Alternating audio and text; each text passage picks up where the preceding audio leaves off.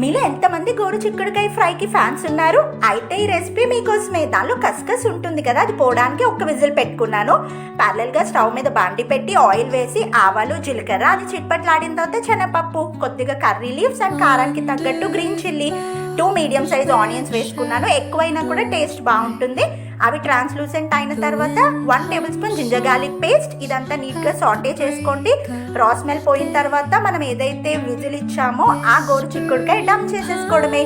నీట్గా పైకి కిందకి మిక్స్ చేసుకొని లిడ్ పెట్టి కుక్ చేసుకోండి. ఈవెన్గా స్ప్రెడ్ అవుతుంది కుకింగ్ అంతా. ఆల్మోస్ట్ కుక్ అయిపోయింది కాబట్టి హార్డ్లీ 5 to 6 మినిట్స్లో కర్రీ రెడీ అయిపోతుంది. ఈ స్టేజ్లో మనకి రిక్వైర్డ్ అమౌంట్స్ ఆఫ్ సాల్ట్, పసుపు వేసుకోండి. అండ్ ఇక్కడ మన మ్యాజికల్ ఇంగ్రీడియంట్ వచ్చేసి డెసికేటెడ్ కోకోనట్, కొబ్బరి పొడి, కొబ్బరి పౌడర్ కూడా వేసుకోవచ్చు.